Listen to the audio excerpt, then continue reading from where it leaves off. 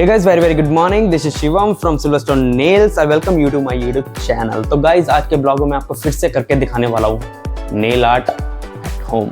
बिल्कुल गाइज, हमारी एक क्लाइंट ने फिर से अपॉइंटमेंट बुक की है अपने घर पर ही नेल आर्ट कराने के लिए। तो मैं आपको दिखाऊंगा किस तरीके से उनके घर पर जाकर एकदम से सेटअप लगाया और किस तरीके से मैंने उनको कंफर्ट जोन में बहुत अच्छे से नेल आर्ट सर्विस दी और क्लाइंट का दिन बनाया है।